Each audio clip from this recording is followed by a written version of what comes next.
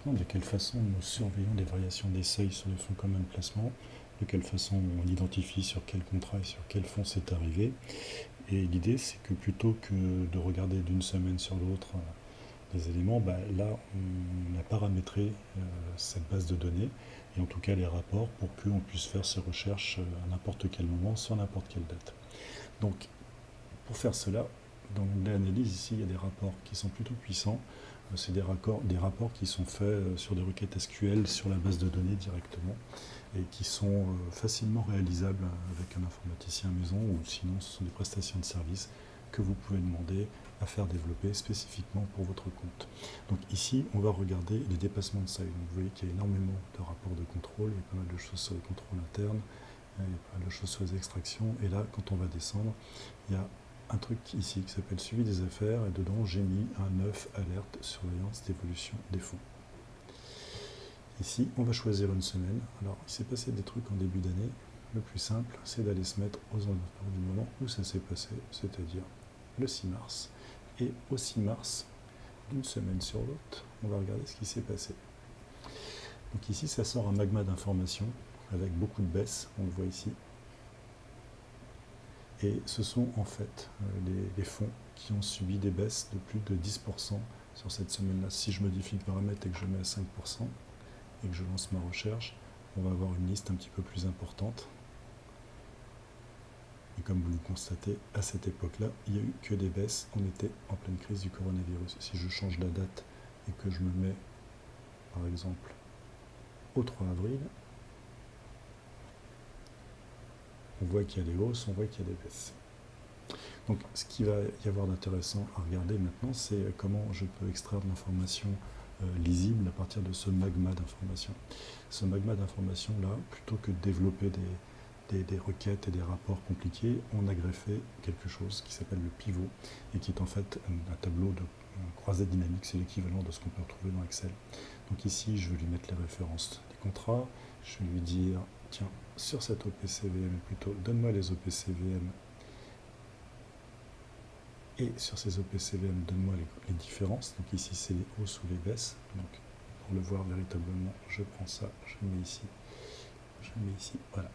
Et ça me dit les hausses, les baisses, le contrat, le fonds, si c'est une baisse ou si c'est une hausse. Donc ici, par exemple, sur ce contrat-là, j'ai des fonds en hausse et des fonds en baisse. Et ce que je vais lui demander pour que ce soit un peu plus lisible, c'est de me dire, sur celui-ci, hop, la date, la VL, donc ça c'est au 27/3, la VL était de 665, et ensuite à la date de référence, la semaine qui suit, c'est-à-dire à la date qu'on a choisie là-haut, c'est la date de référence initiale, hop, je tire sa VL, et ici, hop, voilà. Et donc ça me dit la chose suivante, c'est que ici j'avais une VL par exemple de 665 le 27 mars, et quand on est passé au 3 avril, elle était plus de 583, donc elle a baissé de 12%. Donc c'est assez intéressant, parce qu'on a là tout un tableau d'informations, on a les contrats, on sait sur quel fonds ça a baissé, on peut faire pas mal de choses. Alors généralement, ce qui nous intéresse, nous, c'est de regarder ceux qui ont baissé. Donc ici, on peut filtrer, et on dit simplement les baisses. Donc déjà, ça simplifie le tableau. Et on pourrait éventuellement lui dire simplement certains OPCVM. Donc vous voyez qu'ici, il y en a pas mal, donc je vais enlever, je vais me concentrer sur des produits structurés qui ont vraiment beaucoup bougé, par exemple. Et si je dis ça, donc j'ai fait, et puis si je veux véritablement surveiller un seul produit, donc j'en sélectionne aucun, je vais lui dire celui-ci par exemple, puisqu'il y en a 4, et là j'ai mon tableau qui me dit, voilà, sur ce fonds-là, sur cette semaine, j'ai des fonds qui ont baissé de façon assez consistante, puisqu'on a des baisses ici de l'ordre de 56% quand même. Ça passe de 16 à 7, ce qui est quand même assez lourd. Et toujours de la même façon, sur ce graphique-là, c'est cette semaine-là, on peut surveiller d'autres semaines. Donc ici, ce que l'on va regarder, c'est ce contrat-là, le contrat EK plus 975 001. On a vu qu'on était la semaine du 3 avril, et donc on va ouvrir une nouvelle fenêtre. On va regarder sur ce contrat, ici, là, ce qui s'est passé à ce moment-là. Alors là, on a la consolidation du portefeuille, On a vu, et on verra si vous souhaitez dans une autre vidéo l'explication de la présentation, mais ce qui est intéressant ici, c'est de voir la vision dynamique des choses, et on voit ici l'évolution de la valorisation du contrat, c'est la valorisation réelle du contrat. Et nous, ce que l'on surveille, là tout de suite, c'est au tout début du mois d'avril, qu'est-ce qui s'est passé? Il y a eu une baisse. Donc ici, on est au début du mois d'avril, et effectivement, on voit cette période ici qui est un petit peu trouble, on voit celle-ci qui est encore plus catastrophique, si je me mets au 20 février, on voit bien la baisse. Là, on pourrait se dire, mais peut-être qu'il a fait un rachat partiel. Non, on recalcule en fait tous les éléments comme si c'était un fonds commun de placement.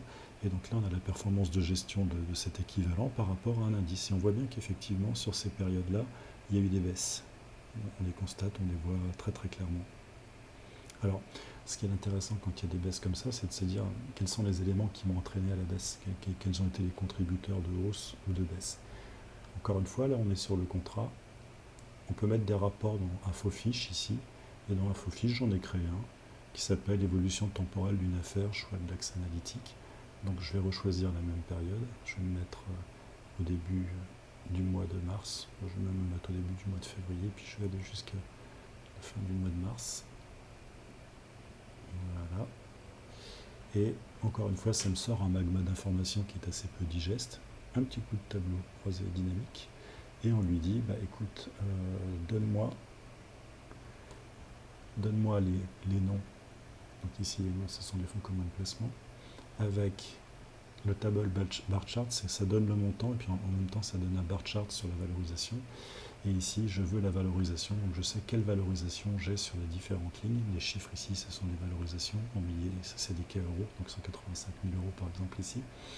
Et semaine après semaine, bah, on a un table chart qui nous dit, bah, voilà ce que j'ai. Et on voit en fait effectivement que sur le fond que l'on regardait tout à l'heure, il y a une baisse assez dramatique, on passe de 71 000 à 27 000 sans qu'il y ait eu de rachat partiel ni quoi que ce soit, c'est quand même divisant par 3, mais c'est un produit structuré assez jeune, donc qui avait une volatilité assez importante, et on voit en fait que les contributeurs à la baisse, on les voit bien, c'est ce fonds-là, ce fonds-là, ce fonds-là, à moindre mesure ce fonds-là, mais il passe quand même de 96 à 60, ça fait quand même un petit 30% de baisse, ce fonds ici qui baisse aussi pas mal, et ce fonds-là. Donc on voit en plus au global des évolutions, mais il ne faut pas tenir compte de ces totaux parce que l'on est dans un tableau croisé dynamique qui est toujours de la même façon. Il suffit de déplacer les dates ou de les allonger. Ici, on va mettre par exemple jusqu'à cette date-là. Donc je relance mon tableau, je relance mon pivot, je remets mes dates, hop, ici. Et puis on voit que ça baisse, ici ça remonte.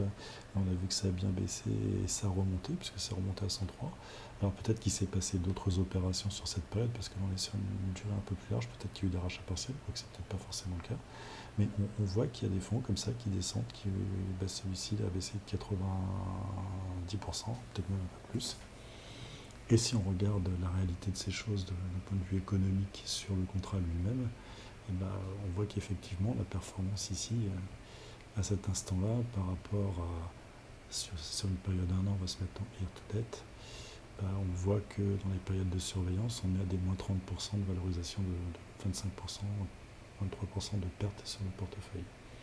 Donc voilà, un outil, encore une fois, assez puissant, bien pensé, puisqu'on part toujours du plus gros, de l'analytique, d'aller chercher des informations, et ensuite d'aller voir en plus particulier sur un contrat, comment ça se comporte, de quelle façon.